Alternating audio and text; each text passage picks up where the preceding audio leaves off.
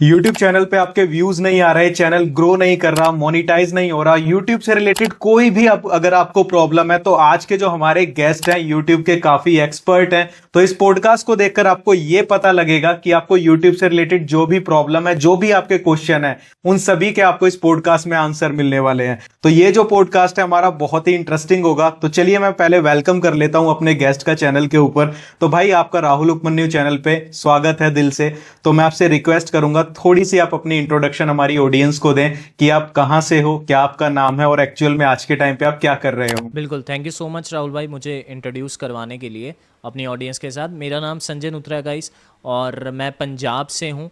हम एक एजेंसी चलाते हैं, कंपनी चलाते हैं बिस्करो नेम से, और जिसमें हम हेल्प करते हैं क्रिएटर्स की, बिजनेस ओनर्स की ऑर्गेनिकली ग्रो करने में with on YouTube and Instagram. हम अभी तक 1 बिलियन से ज़्यादा व्यूज़ अचीव कर चुके हैं यूट्यूब पर, और लगभग इंस्टाग्राम पर भी इतने व्यूज़ होने वाले हैं।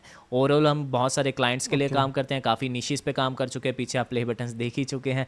तो ये हमारा इंट्रोडक्शन है कि हम यूट्यूब एंड इंस्टाग्राम पर ऑर्गेनिकली ग्रो करने में हेल्प करते हैं। ओके तो भाई प्ले बटन्स आपके पास, आपके पर्सनली कितने प्ले बटन्स हैं? मेरे पास जो पर्सनल प्ले बटन इस टाइम मेरे ऑफिस में है, मेरे पास 5 प्ले बटन मौजूद हैं। अचीव हमने 10 से ज़्यादा पर्सनल पे किए हैं, कुछ चैनल्स हमने सेल कर दिए हैं। हमारे क्लाइंट्स से 20 से ज़्यादा प्ले बटन हम अचीव कर चुके हैं। ओवरऑल हम 100 से ज़्यादा चैनल्स को ग्रो कर चुके हैं। Okay okay. तो ये तो चलो भाई आपकी अभी की बात रही कि आपने, आपकी एजेंसी है, आप लोगों की हेल्प करते हो। एक तरह से आपका एक काम ही हो गया लोगों को चैनल ग्रो करवाना, जो भी प्रॉब्लम्स होती हैं। तो इससे पहले जब आपने स्टार्ट किया था यूट्यूब, तो आपने किस तरीके से स्टार्ट किया था? मतलब कैसे जर्नी आपकी स्टार्ट हुई थी कि मुझे यही काम करना है? जर्नी थोड़ी बोरिंग सी है, लेकिन मैं बता देता हूँ शॉर्ट में। ऐसा हुआ था कि मैं कॉलेज टाइम में पार्ट टाइम इनकम के लिए जॉब किया करता था सुबह, न्यूज़पेपर डिस्ट्रीब्यूशन की, राइट। क्योंकि रिजल्ट आने में टाइम था, तो मुझे 1200 रुपये पर मंथ मिलते थे। तो उस 1200 रुपये से मैंने वाईफाई लगवाया घर से। ये बात है 2017 की, जब जियो बहुत ही न्यू था, राइट, और हमारे शहर तक पहुंचा भी नहीं था। तो वो चीज़ था, और मैंने वाईफाई लगवाया। वाईफाई लगवाने के बाद मुझे जब YouTube का एक्सपोजर मिला, तो मुझे पता लगा वहाँ से कि ऑनलाइन इनकम भी होता है, सिर्फ आपको वीडियो बनाना होता है।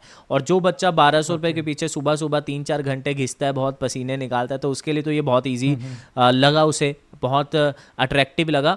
और देन मैंने वीडियोस बनाना चालू कर दिया अपने लैपटॉप के वेब कैम से ही। फिर धीरे धीरे एक फ़ोन आ गया, एंड पहली इनकम मेरी 8 से 9 मंथ में आ गई थी $100 की, विच इज़ अगेन मेरे लिए बहुत बड़ी बात थी, राइट। और वो भी ऑनलाइन। फिर धीरे धीरे करके वो पीरियड जो $100 का थ्रेशोल्ड होता है, वो धीरे धीरे करके मैं जब चैनल पर काम करता गया, वीडियोस डालता गया, और कुछ भी टॉपिक, उस टाइम जियो का कोई ऑफर आ गया, जियो ने कुछ नया लॉन्च कर दिया, वही चल रहा था 1.5-2 साल तो, और उसी के ऊपर मैं वीडियो बनाता रहता था। और तब मेरा जो पीरियड हो गया था, 3 मंथ में मुझे $100 थ्रेशोल्ड जो कंप्लीट होता है, और 3 मंथ में मुझे 7500, 8000, वो जितना भी बनता था $100 वो आने लग गए। कभी 120 बन गए, कभी $100 पूरे हो गए। तो फिर मैंने जॉब छोड़ दिया वो वाला, क्योंकि मेरे एवरेज 2000-2500 बनने लग गए एक मंथ में। देन मैंने और चैनल को एक्सपोजर लिया, और चैनल मैंने खोले, एंड धीरे धीरे करके ग्रेजुअली मैं 1 से 2, 2 से 3 channel and faceless channels, and इस तरह से मेरा जर्नी स्टार्ट हो गया। और धीरे धीरे करके मेरे पास 10 मिलियन, 5 मिलियन ऐसे व्यूज़ भी आने लगे बहुत सारे चैनल्स पे, एंड वहाँ से ये सिलसिला चालू हो गया मेरा यूट्यूब से अर्निंग का। ओके तो जब आपने स्टार्टिंग करी थी तो कोई ऐसा वो नहीं था कि हम अपनी एजेंसी ओपन करेंगे, जस्ट अर्निंग के लिए ओपन किया? हाँ, सिर्फ तो अर्निंग के लिए। ओके तो जो ये 9 मंथ्स थे आपके, आपने बोला 9 मंथ बाद अर्निंग मिली, ये जो ड्यूरेशन होती है भाई, मैं भी बहुत सारे लोगों के साथ कांटेक्ट में हूँ, बहुत सारे लोग बोलते हैं तो इस जो 9 महीने की ड्यूरेशन थी, इसमें कोई अर्निंग नहीं हुई। तो इस बीच में आप कैसे अपना माइंडसेट कंट्रोल करते थे कि चलो भाई अर्निंग नहीं हो रही है, मैं काम कर रहा हूँ, डेली की कितनी वीडियोस डालते थे? तो आपकी किस तरह का माइंडसेट था उस टाइम पे जो आपको मोटिवेट करता था कि नहीं भाई काम करना है, चाहे अर्निंग हो या ना हो? इसमें देखिए, जब वैसे तो एक ये बात है कि वो टाइम थोड़ा सा अलग था। वहाँ पे क्या होता है कि मोटिवेशन फैक्टर वहाँ से ये मिलता था कि पहले दिन से मेरा चैनल मोनेटाइज था। तब ऐसे रूल नहीं हुआ करते थे कि आपके 4000 हाँ घंटे और उस टाइम 1000 पे होगा। तो वो लेट्स सपोज कि मेरे को 200 व्यूज़ भी आए मेरे चैनल के ऊपर, तो वो 200 व्यूज़ के जो भी सेंट्स बनते थे, 0 पॉइंट समथिंग डॉलर जो सेंट्स बनते थे, वो भी डैशबोर्ड में शो करता था। तो एक अंदर से उम्मीद थी कि कभी ना कभी ये पैसा तो आएगा, बस $100 का इंतज़ार करना है, तो करते रहो काम। एक तो ये चीज़ थी। ओके दूसरा मोटिवेशन फैक्टर, मोटिवेशन नहीं मैं कहूँगा, एक्चुअल में ये दूसरा फैक्टर था कि मेरे ऊपर कोई बर्डन नहीं था, क्योंकि मैं स्टूडेंट था। जैसे मैंने बताया, मैं कॉलेज के साथ साथ ये कर रहा था, तो मुझे कोई पैसा घर पे देना नहीं था और कोई ऐसा है सच बर्डन नहीं था कि मेरे को ये इसी से कमाना और खाना है, और मेरे लिए लाइफ में कोई ओके अपॉर्चुनिटी नहीं थी। तो कोई, तो मैं कह सकता हूँ कोई प्रेशर नहीं था, बर्डन नहीं था, घर वालों को कुछ पता नहीं था। और जब तक मेरा कॉलेज ख़त्म हुआ था तब तक मेरी अर्निंग हर मंथ में एक आने लग गई थी $100 की। तो और तो ओके घर वालों को और ज़्यादा हो गया कि ये कुछ कर रहा है तो अच्छा ही कर रहा है, 10-15 हज़ार कमा लेता है हर महीने के, तो सही हो गया। तो ये दो फैक्टर मुझे सबसे ओके इंपॉर्टेंट लगते हैं कि वो पीरियड इसलिए निकल गए। एक तो जो मोनेटाइजेशन का फीचर पहले दिन से ही ऑन होता था उस वक्त से, तो वो अपने आप में मोटिवेशन देता रहता था, और दूसरा मेरे पास कोई प्रेशर नहीं था, सो डैट वो पीरियड मुझे कभी ज़्यादा लगा ही नहीं। तो भाई मैं आपसे एक चीज और पूछना चाहूंगा कि अभी के टाइम पे, जैसे कि आपने स्टार्टिंग का आप बताया सारा कुछ कैसे आपकी जर्नी स्टार्ट हुई, तो आज के टाइम पे आपके जो मेन इनकम सोर्सेज हैं वो कौन कौन से हैं? आज के टाइम में तो हमारे काफ़ी ज़्यादा इनकम सोर्सेज हैं, जैसे मतलब अलग अलग हैं। मेजर मैं आपको सबसे पहले बताता हूँ कि जो है, पहला तो मेरा इनकम सोर्स है बिजनेस का। मेरा यूट्यूब का ओके अभी इनकम सोर्स वो वाला नहीं कि जहाँ पे मेरे एडसेंस से पैसे बनते हैं, वो अभी नहीं है। सबसे जो बड़ा है ओके मेरा बिजनेस का है। जैसे मैंने बताया कि मैं कंपनी चला रहा हूँ जिसमें मेरी टीम है, तो हम बिजनेस ओनर्स के साथ जनरली काम कर रहे हैं फिलहाल के लिए, आगे क्या होगा मुझे नहीं पता। तो उनसे हम चार्ज करते हैं, ओके पर मंथ के बेसिस पे प्रोजेक्ट्स उठाते हैं, और वहाँ से हम उनके लिए, ओके हमारी टीम काम करती है उनके चैनल को ग्रो करने के लिए, राइट। तो वो सबसे बड़ा ओके हमें प्रोजेक्ट बेसिस पे वहाँ से पैसे बनते हैं, और वो 6 फिगर प्लस वाला इनकम है। उसके बाद फिर ओके सेकंड नंबर पर आ जाता है हमारी जो आप कह सकते हो कि अपने प्रोडक्ट एंड सर्विसेज अपने चैनल्स या हैंडल्स के थ्रू सेल करने वाला, जैसे कि कोर्सेज हो गया या फिर कंसल्टेशंस हम बिल्कुल चार्ज करते हैं उन सब के लिए, वो हो गया। थर्ड सोर्स ऑफ इनकम हमारा आ जाता है एडसेंस एंड स्पॉन्सरशिप, वो फेसलेस चैनल्स पे और जो हमारे मल्टीपल चैनल हैं उन सब से आता है, राइट। वो थर्ड ओके नंबर का इनकम है। एंड मेजर जो एक्टिव इनकम है वो तो ये 3 ही है फिलहाल। ओके। तो भाई आपकी एज क्या है वैसे? 26। 26 की एज में आप बिजनेस भी रन कर रहे हो, तो मैं आपसे मोटा मोटी अगर पूछूं, ओवरऑल जितने भी इनकम सोर्सेज हैं छोटे बड़े, तो कितना ओवरऑल अर्न हो जाता है? वैसे आपने बता दिया 6 फिगर्स प्लस, तो आपकी टीम भी है, वो उनका भी खर्चा होता होगा, तो ओवरऑल पर्सनली आप कितना कमा लेते हो, एक रफली एस्टिमेट? मैं जैसे मैंने बता चुका हूँ, वैसे मैं वो नहीं बताऊंगा कि मैं ये ले सकता हूँ वो ले सकता हाँ हूँ, वो लेकिन एग्जैक्ट नहीं, हाँ हाँ। मैं बता रहा हूँ कि मैं 6 फिगर तो देखिए भाई अर्न कर लेता हूँ, और 6 फिगर में ओके आप ये लगा लो कि आप 10 लाख प्लस आप ऐसा मान सकते हो। हाँ, ओके। क्योंकि बिजनेस तो अप यार एंड ये डाउन भी हमेशा होते रहते हैं, लेकिन इसके आसपास कुछ ना कुछ हो जाता है यार। ओके, ये बहुत ही अच्छी फिगर है भाई 26 साल की उम्र में, और कोई अच्छी डिग्री भी कर ले। इनफैक्ट मैंने भी मास्टर्स किया है कंप्यूटर में, तो उस टाइम वो करने के बाद भी हम इतना नहीं कमा पाते जितना हम एज ऑनलाइन जब इन्फ्लुएंसर बनते हैं कमा लेते हैं।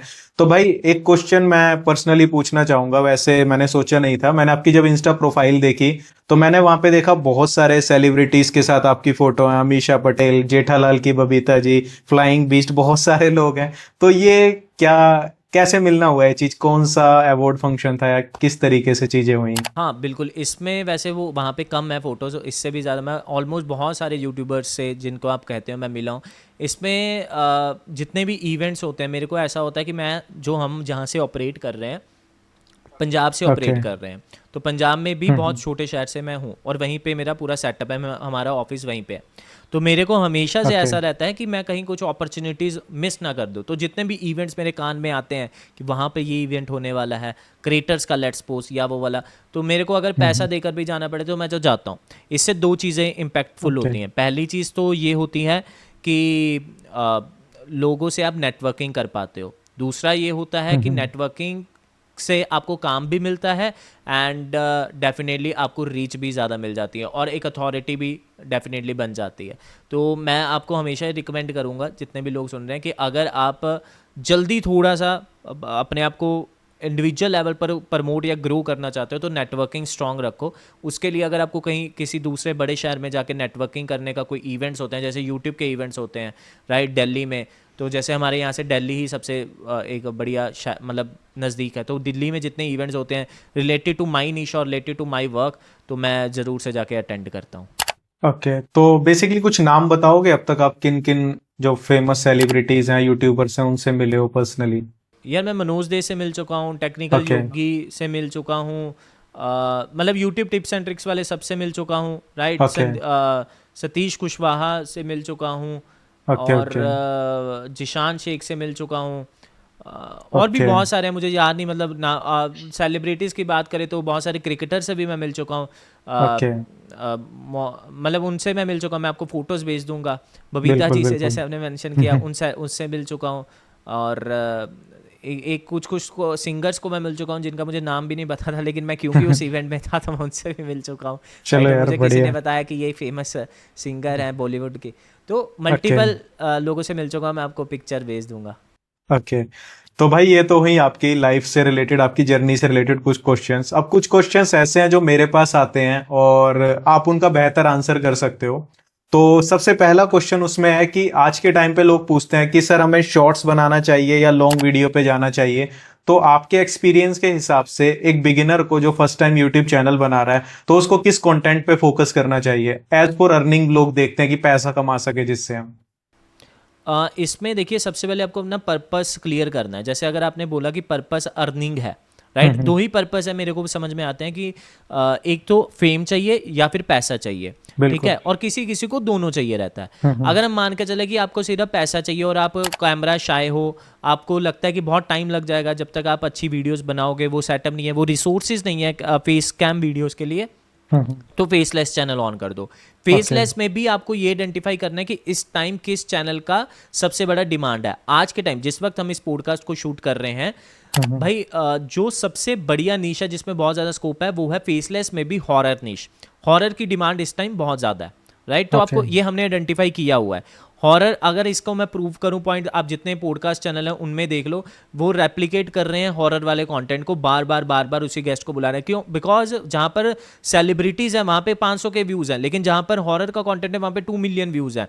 तो ये बिल्कुल। शो कर रहा है कि वो कंटेंट की डिमांड कितनी है। और आज भी हॉरर के चैनल इंडिया में बहुत कम है, राइट। तो इस तरह से आपको आइडेंटिफाई करना होगा कि किस चैनल की, किस नीश की, किस कंटेंट की डिमांड है, और उस पर आप अगर काम करोगे तो बढ़िया रहेगा।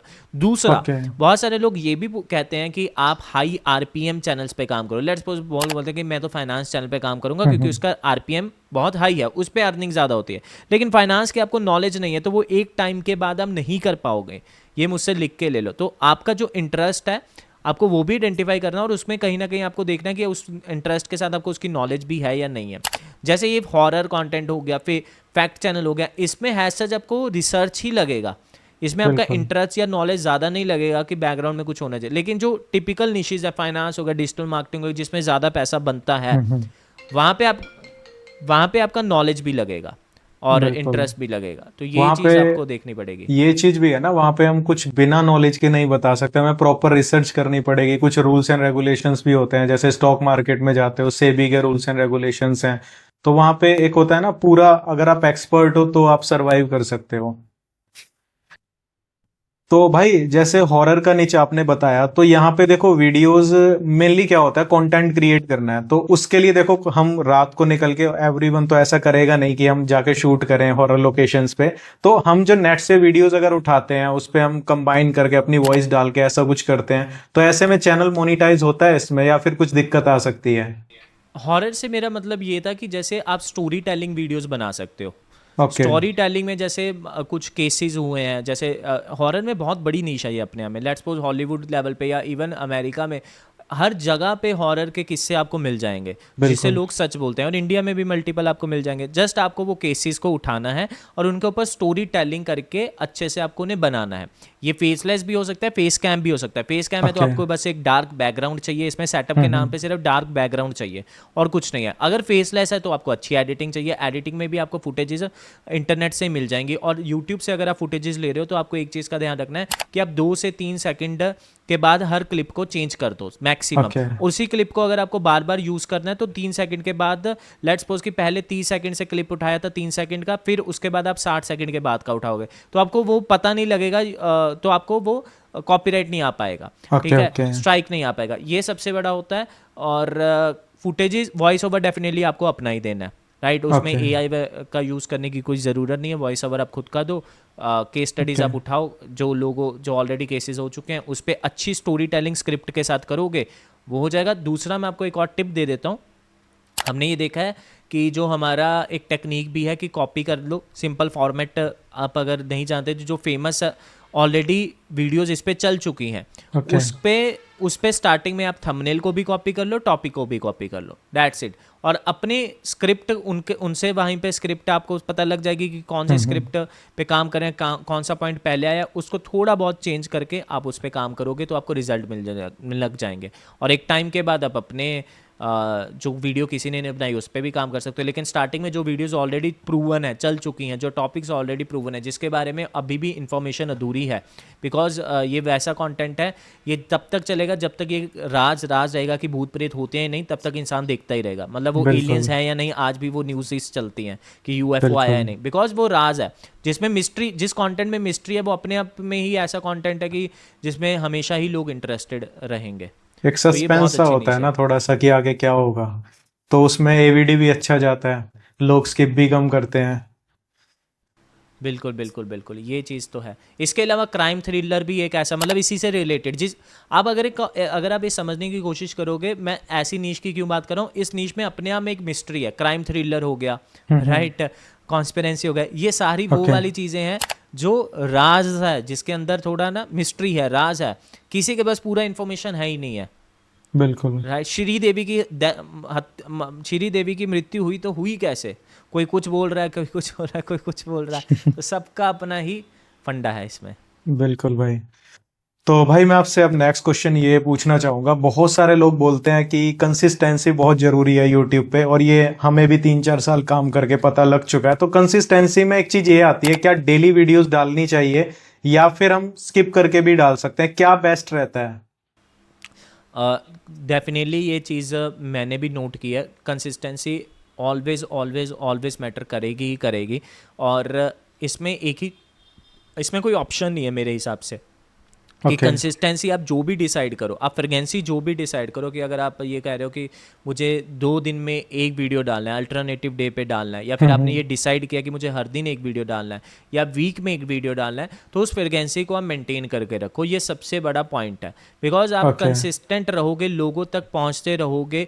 आप एक तरफ अगर हम ये कह रहे हैं कि कंपटीशन बहुत बढ़ते जा रहा है, और दूसरी तरफ कह रहे हैं कि हम कंसिस्टेंट नहीं रह पाएंगे, तो आप समझ लो कि आपको छोड़कर देखने के लिए लोग, मतलब अगर आप अपने कंटेंट को लोगों तक नहीं पहुंचाओगे तो कोई ना कोई और डेफिनेटली डालेगा वीडियो और आपकी जगह वो पहुंचेगा। तो व्यूअर के पास भी ऑप्शन है, क्योंकि आप तो डाल नहीं रहे, तो वो किसी और को ही कंज्यूम करेगा, राइट। तो वो चीज़ आपको हमेशा इंश्योर करनी है कि आप कंसिस्टेंट रहो, और इसमें फ्रीक्वेंसी आप ही सिलेक्ट करो according to the content. Let's suppose मैं हर दिन, हमारा है कि हम एक शॉर्ट वीडियो तो डालेंगे ही डालेंगे। अगर आप मेरा इंस्टाग्राम देखोगे, पिछले 3 दिनों से 3 वीडियो डल रही हैं हर दिन, राइट। वो डेफिनेटली मेरे पास टीम है, तो वो प्रैक्टिकली पॉसिबल है। आपके रिसोर्सेज के हिसाब से, आपके टाइम के हिसाब से और आपके प्रायोरिटी के हिसाब से आप ये फ्रीक्वेंसी को डिसाइड करोगे, और जो भी डिसाइड करोगे उसे फिर आप मेंटेन भी करोगे।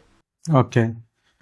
तो एक चीज और है भाई, मैंने बहुत, जैसे बड़े बड़े यूट्यूबर्स हैं यूट्यूब के नीच के, तो एक ना बहुत एक कॉमन क्वेश्चन वहां पे निकल के आता है कि यूट्यूब चैनल डेड हो गया, फ्रीज हो गया, इसको ऐसे ठीक करो। तो लोगों के मन में एक ये क्वेश्चन अटका रहता है कि मेहनत करने के बाद व्यूज आने बंद हो जाते हैं, तो यूट्यूब ने चैनल फ्रीज कर दिया, डेड कर दिया। तो इस बात में कितनी सच्चाई है, आप इस चीज पे क्या कहना चाहोगे? हमने बिस्करो यूट्यूब चैनल है हमारा, जिसपे एड्स वगैरह चलती रहती हैं। तो पहले उस चैनल को मैं बहुत ज़्यादा मेंटेन करता था। उस चैनल पे जाओगे आप, प्लेलिस्ट है एक, उस प्लेलिस्ट में हमने एक तीसरा चैलेंज किया था। हमने आज तक 3 पब्लिक चैलेंज किए हैं, तो उसमें से जो हमारा तीसरा पब्लिक चैलेंज था, जिसमें हमने ये दावा किया था कि हम इस चैनल को आपकी आंखों के सामने उठा रहे हैं, और वो एक चैनल था 1 मिलियन प्लस सब्सक्राइबर वाला, वो पब्लिकली अवेलेबल है, कोई भी देख सकता है। उस पे डेड, जिसे हम डेड कहते हैं एक्चुअल में, कि 0 सब्सक्राइबर की कुछ बढ़ नहीं रहा, हर दिन नेगेटिव में सब्सक्राइबर हो रहे हैं, वो एनालिटिक्स दिखा रहा था। हमने कहा कि हम इसको नेक्स्ट 1 मंथ में आपके सामने इस चैनल को चलाकर दिखाएंगे। ये चैनल आपके सामने डेड है, हर दिन -200 सब्सक्राइबर हो रहे हैं, और विद इन 1 मंथ, क्योंकि हमने वो डेली चैलेंज किया था, डे 1 डे 2 इस तरह से, और विद इन 1 मंथ पब्लिकली हमने उसे दिखाया था कि हमने उस यूट्यूब चैनल पर 2 मिलियन प्लस व्यूज़ दे दिए, और जो ग्राफ नेगेटिव में था वो पॉजिटिव में चला गया। हर दिन वो सब्सक्राइबर ऐड ऑन करने लग गया channel. So it show, definitely उसमें मेहनत बहुत लगी थी, हर दिन की हमें 3 वीडियोस डालनी पड़ रही थी। 1 मंथ के अंदर हमने 90 से ज़्यादा वीडियोस उस पर अपलोड कर दी थी। लेकिन ये क्या हुआ, क्योंकि ये मिथ जो आ रहा है ना बार बार हमें आ रहा था कि यूट्यूब चैनल डेड हो गया, फ्रीज हो गया, हमें बस इसको तोड़ना था। द कॉन्सेप्ट इज कि यूट्यूब के सिग्नल्स काम करते हैं। आप अब कुछ ऐसी वीडियोस डालोगे जहाँ पर ऑडियंस रिटेंशन कम है, व्यू अप रेशियो कम है, CTR कम है, इंगेजमेंट कम है, यूट्यूब को सीधा सीधा सिग्नल जाएगा कि यार ये मेरे यूज़र को ख़राब कर रहे हैं, क्योंकि यूट्यूब का अपना बिजनेस है। उसका बिजनेस क्या है? अपने यूज़र को प्लेटफॉर्म पर टिका कर रखना। आपकी वीडियोज़ अगर उनकी हेल्प कर रही हैं उसके यूज़र को ज़्यादा एड्स दिखाने में, जिसे ही हम एल्गोरिथम कहते हैं, राइट, तो वो आपकी वीडियो की रीच बढ़ा देगा। अदरवाइज ऑपोजिट है, आपकी वीडियो को देखते ही यूज़र स्किप कर देता है और यूट्यूब के ऐप से बाहर निकलने की कोशिश करता है, दिमाग उसका ऐसा होता है कि क्या देख लिया। तो ऑपोजिट साइड यूट्यूब आपके चैनल की रीच को कम कर देगा। यही सिग्नल्स होते हैं। और जब हम वीडियोस अच्छी नहीं प्रोड्यूस करते, अच्छी वीडियो से मेरा मतलब है अट्रैक्टिव रिटेंशन वाली videos, right, high CTR videos, जब वो नहीं होती हैं तो उस केस में रीच डाउन जाती जाती है, जिसे हम डेड कह देते हैं। और वो पब्लिकली हमने करके दिखाया कि जिस चैनल को हम डेड कह रहे थे वो कैसे 1 मंथ में रिवाइव फिर हो सकता है। तो पॉसिबल है, जस्ट हमें सिग्नल्स को अपने हित में करना पड़ेगा। ओके, तो भाई आपने बहुत अच्छे से एक्सप्लेन किया। बिकॉज ये मिथ तो है, क्योंकि यूट्यूब खुद नहीं चाहेगा कि भाई हमारा बिजनेस डाउन पड़े, और यूट्यूब का खुद का भी काम इसी से चल रहा है। जितने ज्यादा कंटेंट क्रिएटर होंगे अच्छे, उतना ही यूट्यूब भी ग्रो करेगा। तो वो किसी के चैनल को, अच्छे चैनल को तो फ्रीज नहीं करते। मिथ है, आपने बता दिया। तो भाई मेरा आपसे लास्ट क्वेश्चन ये रहेगा, अगर आज के टाइम पे कोई भी इंसान अपना यूट्यूब चैनल स्टार्ट करता है तो ज्यादातर लोग फोकस करते हैं कि हमें जस्ट कंटेंट डालना है। वो कंटेंट क्वालिटी पे ध्यान नहीं देते, उनको होता है बस डालते रहो डालते रहो। तो according to you, as a beginner, हमें किन किन बातों का ध्यान रखना चाहिए? कौन कौन से ऐसी टेक्निकल चीजें हैं जिससे हम अपने चैनल को ग्रो कर सकें? मैं रिकमेंड करूंगा कि आप THSP फार्मूला को सीखो। हमारा एक THSP फार्मूला है, वो सब बिगिनर्स के लिए है, जो हमने 8 साल लगाकर सीखे। मैं आपको बता भी देता हूँ वो क्या है। हैज़ अ बिगनर आपको ये चीज़ ध्यान में रखनी चाहिए कि आप जो टॉपिक सिलेक्ट करो वीडियो को बनाने से पहले, अगर मैं आज आपसे कहूँगा कि आप वीडियो बनाओ तो आप बोलोगे ठीक है मैं बना देता हूँ, और आपके माइंड में जो टॉपिक है आप बना दोगे उस पर। लेकिन वो टॉपिक कैसे आपने प्रूव किया, प्रूवन आपने मतलब कोई स्ट्रैटेजी लगाई या रिसर्च किया कि वो टॉपिक लोग देखना चाहते हैं नहीं? तो हम क्या कहते हैं कि हमेशा THSP फॉर्मूला में T फॉर टॉपिक, टॉपिक को आपको रिसर्च करना है। उसमें 2 मेथड होते हैं कि जो एक एवरेज ब्लास्ट व्यू टेक्निक हमारा होता है और एक दूसरा ट्रेंडिंग वाला टेक्निक होता है। वो थोड़ा लेंथी हो जाएगा, लेकिन उन स्ट्रेटजी से आपको टॉपिक्स निकालने हैं। टॉपिक का असली डेफिनेशन वो होता है कि जो लोग देखना चाहें वही अच्छे टॉपिक हैं। जिसे लोग देखना नहीं चाहते, चाहे वो उस चीज़ की बहुत ज़्यादा नीड है आपकी ऑडियंस को, या फिर आप समझते हो कि उससे लोगों का फ़ायदा होगा, लेकिन लोग नहीं देखना चाहते तो उसका फ़ायदा नहीं है।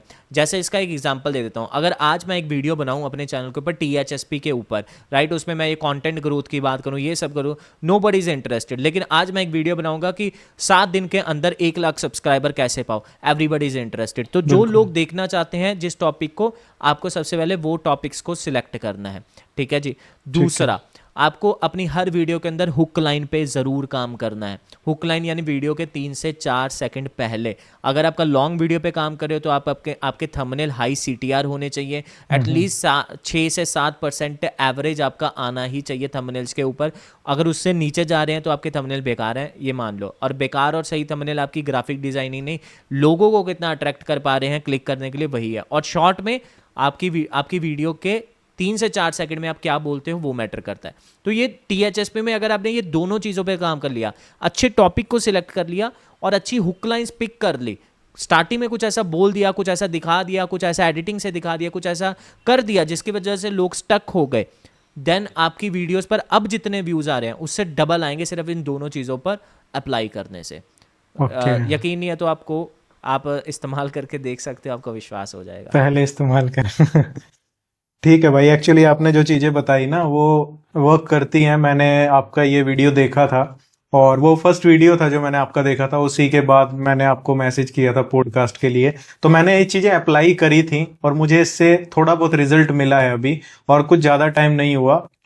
आप लगा लो 2-3 वीडियोस में अप्लाई किया तो बेटर रिजल्ट मिला। बिकॉज ये एक साइकोलॉजी है कि हम उस टॉपिक पे काम कर रहे हैं जिसमें ऑडियंस इंटरेस्टेड है, तो ऑटोमेटिकली किसी वीडियो पे पहले अच्छे व्यूज आए, उससे हमें पता लग गया कि ऑडियंस को ये चीज़ चाहिए, हमने वही कंटेंट दिया, साथ में हमने हुक भी कर लिया, वो सारी चीजें मायने रखती हैं। कोई भी अगर फॉलो करेगा तो भाई की जो एक्सपीरियंस है इतने साल का, वो वर्क 100% करेगा। तो भाई एक और क्वेश्चन मेरे माइंड में आया, जो कि मेरा लास्ट क्वेश्चन है। आज के टाइम पे बहुत सारे क्वेश्चंस मेरे पास आते हैं, उनमें से ये मोस्ट पॉपुलर क्वेश्चन है कि अगर हम एआई टूल से वॉइस जनरेट करवा के और फेसलेस वीडियो बनाते हैं तो क्या वो मोनिटाइज होगा या नहीं होगा? एआई के लिए यूट्यूब खुद कंफ्यूज है, सच बताऊं तो। प्रेमानंद जी महाराज के फेसबुक पे वीडियोस चलते हैं जहां पर वो बैटिंग एप्स को प्रमोट कर रहे हैं। एआई जनरेटेड वॉइस उनकी ही होती है और ओके। सिंक भी कर दिया जाता है उनके लिप्स को। बिकॉज एआई आया तो सही, लेकिन बहुत सारे इससे डिसएडवांटेजेस लेकर आया। तो यूट्यूब में पॉलिसीज बनाने के लिए ही बहुत टाइम लगा दिया है एआई के ऊपर। पहले तो उनकी टीम में यही कंफ्यूजन चल रहा था, जितने मैं पॉलिसीज पढ़ते आ रहा हूँ, कि इसको एक्सेप्ट करें या पूरी तरह से बैन कर दें। क्योंकि बैन इसलिए नहीं कर सकते कि बिकॉज एक टेक्नोलॉजी कंपनी है और नई टेक्नोलॉजी को अडॉप्ट नहीं करेगी तो दूसरे प्लेटफॉर्म आगे निकल जाएंगे। तो उन्होंने एक्सेप्ट तो कर लिया किसी तरह से। और यूट्यूब पे अगर आप वीडियो डालते हो तो अभी एक ऑप्शन भी आने लग गया कि ये एआई ऑल्टर्ड है या नहीं, इसमें आपने कुछ एआई यूज़ किया तो टिक लगा दो भाई। लेकिन स्टिल यूट्यूब की जो पॉलिसीज हैं वो, या फिर यूट्यूब के जो सिस्टम्स हैं, जैसे कि आप एआई चैनल बना लिया, आपने वॉइस ओवर आपने एआई जनरेटेड लिया और फुटेजेस भी एआई जनरेटेड लिया, कुछ चैनल आपके एक्सेप्ट हो जाएंगे मोनेटाइजेशन में, कुछ चैनल्स आपके रिजेक्ट हो जाएंगे। अब एक्सेप्ट और रिजेक्ट में मोनेटाइजेशन की जो पॉलिसीज है, वो रिव्यू का प्रोसेस है, उसमें वो सिस्टम से भी चेक करते हैं, ऑटोमेटेड सिस्टम से, और ह्यूमन रिव्यूज भी होते हैं कोई। और वो सब्जेक्टिव हो जाता है जब ह्यूमन रिव्यूज होते हैं। कोई पर्सन उसे एक्सेप्ट कर देगा और वही पर्सन, और उसी चैनल को कोई दूसरा पर्सन रिजेक्ट कर देगा, बिकॉज ह्यूमंस है ना। एक एक्सेप्ट करेगा, दूसरा, वो सब्जेक्टिव हो गया चीज़। तो यहाँ पर एआई के लिए स्टिल कंफ्यूजन है। यूट्यूब के पास वो क्लियर पॉलिसीज अभी तक इवन रिटर्न में भी नहीं आई हैं। बट लेट्स सी कि आगे क्या होता है। अगर आप एआई पे कंटेंट बनाना चाहते हो तो मैं आपको अभी के लिए एक रिकमेंडेशन दे देता हूँ कि आप दोनों में से एक चीज़ को ही एआई जनरेटेड दो। या तो वॉइस ओवर लो अगर आपको रिस्क फ्री करना है मतलब, या तो आप वॉइस ओवर एआई जनरेटेड दो, या फिर आप फुटेजेस एआई जनरेटेड दो। और अगर आप दोनों एआई जनरेटेड कर रहे हो तो फिर वो ऐसा होना चाहिए कि किसी को बहुत ज़्यादा वैल्यूएबल लगे एज अ ह्यूमन। अगर वो नहीं हो पा रहा है तो फिर भैया एक चीज़ ही लो, दोनों एआई जनरेटेड मत लो। आगे चलकर जब पॉलिसीज क्लियर हो जाएंगी तब आप दोनों ले सकते हो। ओके। तो भाई थैंक यू सो मच। आपका जो भी एक्सपीरियंस था वो इस पॉडकास्ट में देखा हमने। जितने भी क्वेश्चंस आपसे पूछे आपने बहुत ही अच्छे से उनका आंसर किया, और आई होप सो जो भी इस पॉडकास्ट को देखेगा उसको कुछ ना कुछ मिलेगा जिससे वो अपने यूट्यूब करियर को ग्रो कर सके। तो भाई दिल से थैंक यू आपका हमारे चैनल पे आने के लिए। मोस्ट वेलकम भाई, most welcome. Thank you so much मुझे बुलाने के लिए। वेलकम भाई। तो दोस्तों मैं आपको भी यही कहना चाहूंगा, इस पॉडकास्ट से कुछ सीख कर जाना। भाई ने किस तरीके से अपना यूट्यूब चैनल स्टार्ट किया, क्या जॉब करते थे स्टार्टिंग में और कितने रुपए की करते थे वो भी बताया, और आज के टाइम पे 6 फिगर्स में अर्न कर रहे हैं मात्र 26 की एज में। आप भी कर सकते हो। तो किसी की भी पॉडकास्ट देखो, उससे कुछ अपना एक बनाया करो रेजोल्यूशन कि हम भी लाइफ में कुछ ऐसा कर सकते हैं, तभी पॉडकास्ट देखने का फायदा होगा। ऐसे तो आप हजारों देख लो, आप वहीं के वहीं खड़े रहोगे, लेकिन किसी को देख के उससे मोटिवेशन लेकर आप अपना काम करो। तो कमेंट करके बताना कितने लोग भाई से मोटिवेशन लेकर अपना यूट्यूब चैनल स्टार्ट करने जा रहे हैं, और 1 साल में अपने आप से प्रॉमिस करेंगे हम उसे ग्रो करके दिखाएंगे। तो चलिए मेहनत करते रहो, सीखते रहो, सक्सेस जरूर मिलेगी। Bye bye.